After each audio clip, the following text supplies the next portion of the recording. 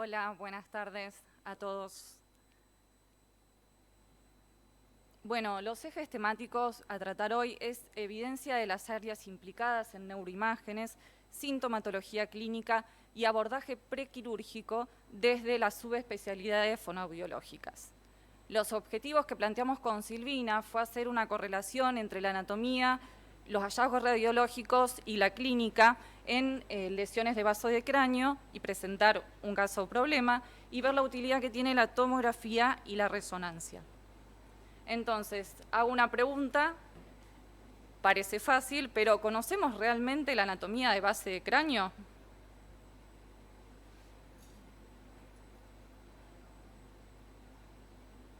Es para que voten. Bárbaro.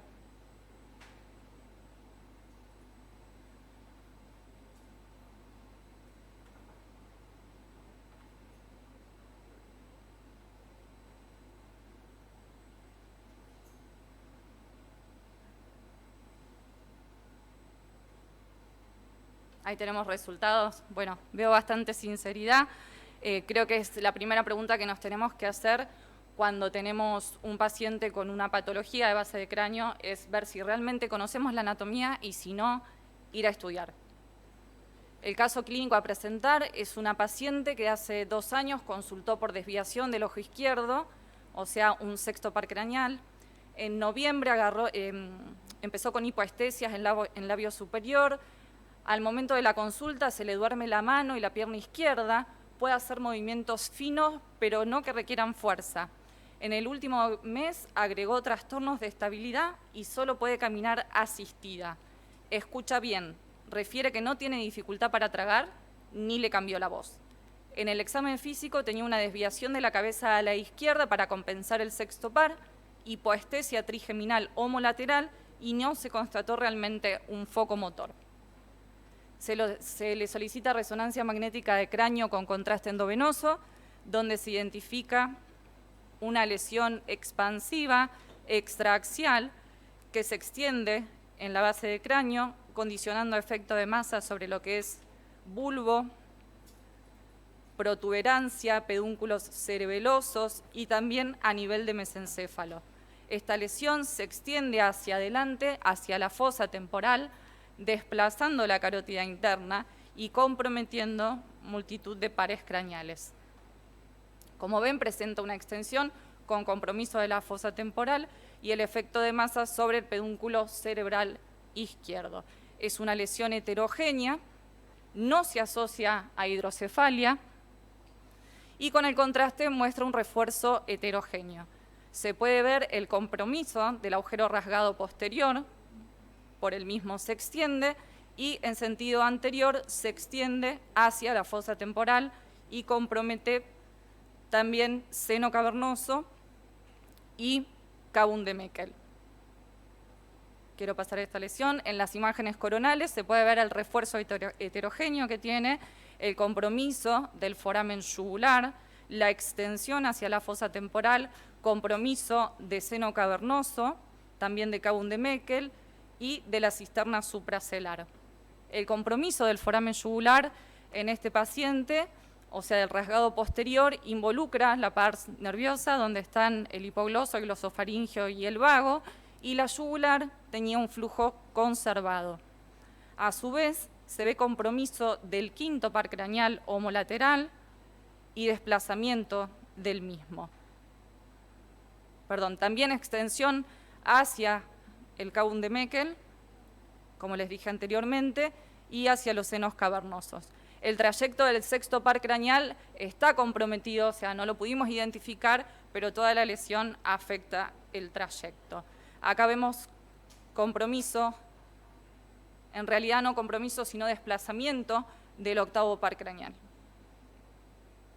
Desplazamiento también del quiasma óptico y de la hipófisis, compromiso del pedúnculo cerebral izquierdo y en esta topografía estaría afectando tercer par craneal.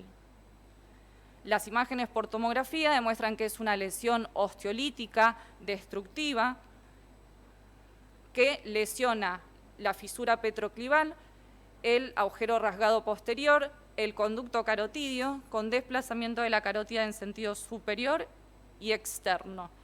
Vemos muy bien el compromiso del rasgado posterior, compárenlo con el del otro lado, y del conducto carotidio y la extensión también hacia la fosa temporal. En estas imágenes 3D tenemos la anatomía de los lugares que afecta, que son el agujero rasgado posterior, conducto carotidio, agujero oval, fisura petroclival, bueno, y no debemos olvidar el efecto de masa que tiene sobre lo que es protuberancia, mesencéfalo y tronco. El diagnóstico anatomopatológico de esta paciente fue un condrosarcoma de base de cráneo, grado 2, y bueno, ahora Silvina va a hacer la correlación con lo que encontramos clínicamente. Gracias.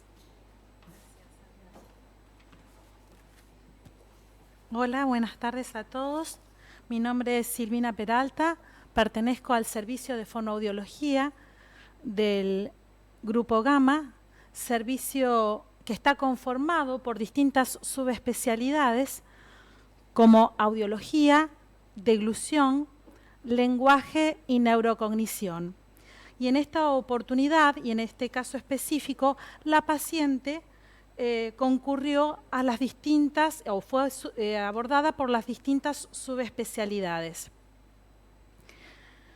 Desde el punto de vista audiológico, exhibe una hipoacusia perceptiva leve que compromete especialmente las frecuencias agudas. Esto se evidenció en estudios que se realizaron dentro de la subespecialidad audiología, como la audiometría tonal y la logoaudiometría. Y podemos ver en las gráficas la presencia de esta hipoacusia, como les planteaba recién, específicamente en las frecuencias agudas y con mayor relevancia o con mayor caída en el oído izquierdo. El estudio de logoaudiometría, que detecta las dificultades a nivel de la capacidad de captación de la palabra, se correlacionan con el estudio audiológico. Y un poco, y tal como lo mencionaba recién Sabrina, esta dificultad en la percepción desde el punto de vista auditivo podría estar relacionada con la compresión que el tumor estaba realizando sobre el tronco, desplazando al octavo par craneal y además haciendo efecto de masa donde se ubican los núcleos en donde emergen los pares craneales. En el área de la deglución, la paciente refiere menor sensibilidad en la hemicara izquierda.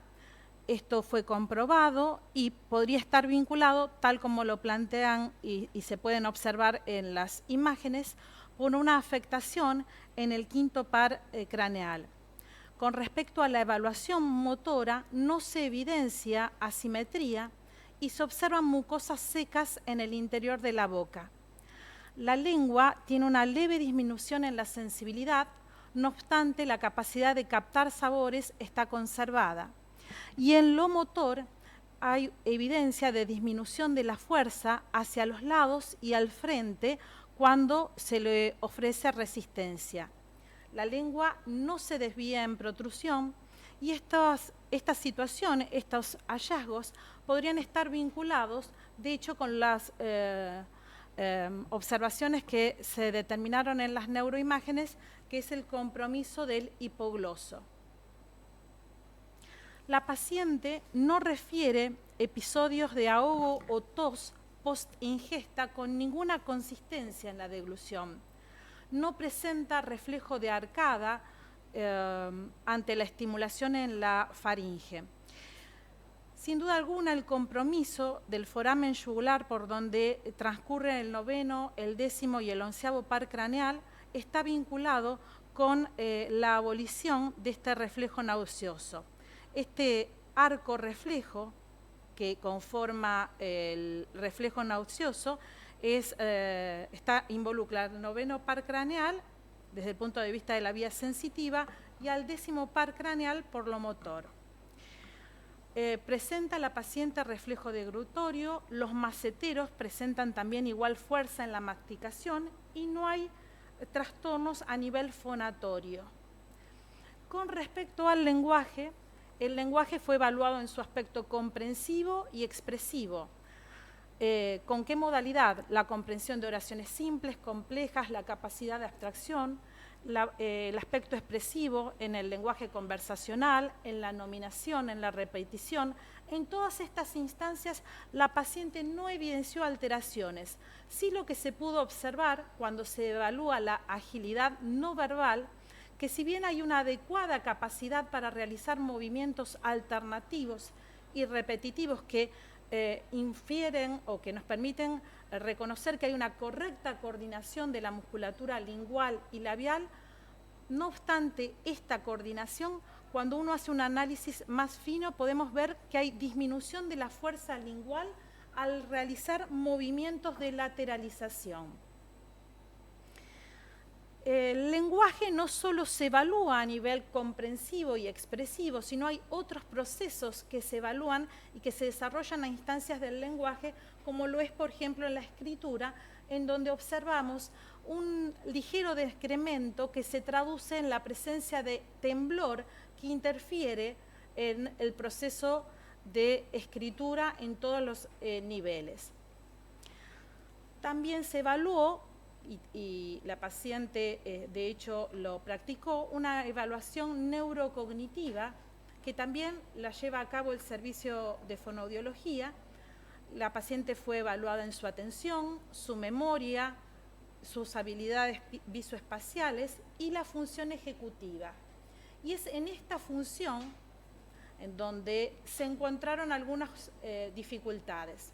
Estos son los test que clásicamente se utilizan para evaluar los distintos dominios cognitivos que mencioné recién.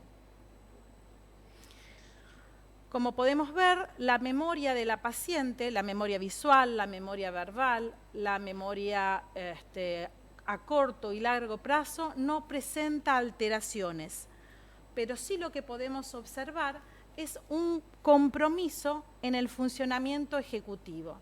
Y esto se revela, por ejemplo, en esta prueba en donde se le solicita a la paciente que alterne entre dos categorías, que son los números y las letras. Tiene que unir de manera alternada números y letras. Y en esto es donde se evidencian algunas fallas, porque no solo lo hace con lentitud, sino que comete errores de tipo perseverativo, porque persevera en una misma categoría, que era la categoría letras. Estas dificultades ejecutivas también se observan en otros test, como el de dígitos símbolos y en el de aritmética. Haciendo una pequeña o una breve síntesis con respecto al desempeño de la paciente desde el punto de vista del lenguaje y neurocognitivo, podemos ver que hay un descenso leve y fluctuante en la flexibilidad cognitiva, en la memoria de trabajo, con conservación de los restantes dominios cognitivos. A nivel del lenguaje hay hipofluencia verbal fonológica leve, que habla de programación frontal, y a nivel del habla, una leve disartria que también es reportada, que no solo la objetivamos nosotros en la evaluación, sino también que es reportada por la paciente y por el familiar que la acompañaba. La paciente, al finalizar el día, empezaba a manifestar este trastorno en la expresión de su habla, es decir, se evidenciaba esta disartria.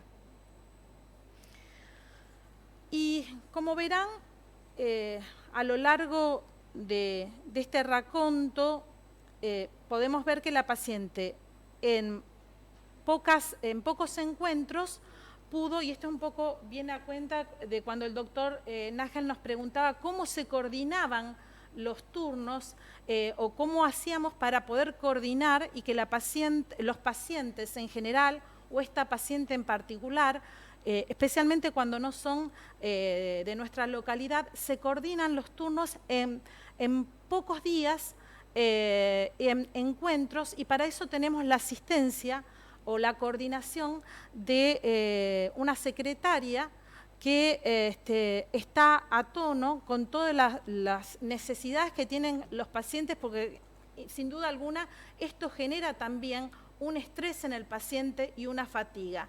Entonces, hay todo un recorrido para que el paciente en breve tiempo pueda ver a los distintos profesionales y que haya una organización en donde ni el familiar ni el paciente se pierda en este paso por distintas evaluaciones. Sin duda alguna, y como ustedes verán a partir de lo que les comentamos nosotros, todo lo que tiene que ver con el trabajo en equipo facilita la complementación del conocimiento sobre el paciente, que en este caso requiere de una cirugía de alta complejidad. Y sin duda alguna, el trabajo en equipo, y esta es la reflexión que nos merece cuando vemos el abordaje desde las neuroimágenes, desde la fonoaudiología y desde distintas áreas de los profesionales, este trabajo en equipo nos enriquece como profesionales y como personas, dándonos perspectivas que tal vez nunca hubiéramos pensado. Bien, no sé si hay alguna pregunta. Excelente exposición a las dos, pero tengo una... ¿Qué áreas del lenguaje tenía comprometido desde el punto fonoaudiológico? Desde el punto de vista fonoaudiológico es interesante analizar lo siguiente. Desde el punto de vista fonoaudiológico, como yo les comenté, no había trastornos de comprensión, no había trastornos de expresión, pero cuando vamos a hilar un poco más en detalle en esta instancia de la agilidad no verbal, la paciente tenía dificultades en realizar movimientos alternantes linguales, es decir, por ejemplo, llevar la lengua de una comisura a la otra. Esto, si lo analizamos solo desde el punto de vista del lenguaje, es un hallazgo que se correlaciona con algunas cuestiones que uno vio en las neuroimágenes, como por ejemplo el compromiso del hipogloso, pero también se traduce en el trastorno que la paciente tiene no a nivel del lenguaje, sino a nivel del habla, con la presencia de disartria. Y también esto fue analizado y puesto en evidencia cuando fue evaluada desde el punto de vista de la subespecialidad deglución, en donde esta dificultad también se plasmó. Muchas gracias, excelente. No, por favor. Tengo otra inquietud. Vos nombraste que tenía hipoestesia en la cara. La paciente tenía disminuida la sensibilidad en la hemicara izquierda y también en el labio superior. ¿A qué lo atribuiste? Y lo atribuimos, y analizando las imágenes también, lo atribuimos al compromiso del quinto par craneal, que es lo que pudimos analizar desde todo punto de vista de las neuroimágenes. Y de la cava de Mecke que... Exactamente, exactamente, sí. Perfecto. Muchísimas gracias, Silvina. No tengo otra inquietud, así que vamos a pasar a la próxima charla, que es gliomas, interpretación de los cambios imagenológicos post-tratamiento, cirugía, radioterapia y quimioterapia, por la doctora Sabrina Miralles. Previo va a haber un testimonio Soy María Soledad Bertero, tengo 42 años. En el año 2009 me diagnosticaron hidrocefalia, motivo por el cual fui intervenida quirúrgicamente y me colocaron una válvula en el cerebro. Fueron pasando los años, no me sentía muy bien, tuve varias descompensaciones en el término de 4 años y me dirigí al HPR, donde coincidí con un doctor que a través de distintos estudios determinó que mi patología era un cavernoma cerebral, que era lo que me producía la hidrocefalia. Así que en el año 2013 fui intervenida quirúrgicamente, primero para extirpar el tumor y luego para cambiar todo el sistema de válvula que yo tenía. Pasé por distintos episodios, eso me dejó como secuela, estuve un año en sillas de ruedas sin poder movilizarme y de a poco fui retomando mi vida, digamos. Me dedico a pintar, así que fue la primera habilidad que empecé a desarrollar. Vivo en la localidad de Rafaela, provincia de Santa Fe. Ahí estuve en un centro de rehabilitación, también más o menos por 9-10 meses, donde empecé a cobrar mis habilidades de poder caminar, de poder hablar, bueno, y todo lo que me había dejado como secuela la enfermedad. Bueno, la recuperación que tuve es excelente. Hoy me encuentro desarrollando mi vida en forma normal. Puedo pintar, puedo ir en bici, puedo hablar normalmente. O sea, tengo una vida completamente normal, al margen de los miedos que tengo siempre por mis dolores de cabeza. Pero bueno, estoy feliz por los resultados obtenidos. Bueno, respecto a lo que me sucedió, lo que yo puedo recomendar o aconsejar a cualquier persona es que ante el menor síntoma, ya sea un dolor de cabeza, ya sea alguna inhabilidad con algún miembro del cuerpo, que consulte a profesionales para poder detectar a tiempo y poder sobrellevarlo de la mejor manera posible. Creo que detectado a tiempo uno puede salir adelante, no hay que bajar los brazos. Yo no tenía muchas esperanzas porque la cabeza no me funcionaba bien, entonces no era muy consciente de lo que me estaba pasando. Pero bueno, toda mi familia, mi mamá, mi marido, mi hermana fueron los pilares que me llevaban siempre, me traían, me tiraban para adelante y bueno, gracias a ellos, a mis amigos, a un montón de gente salí adelante. Realmente tuve el apoyo de muchísima gente.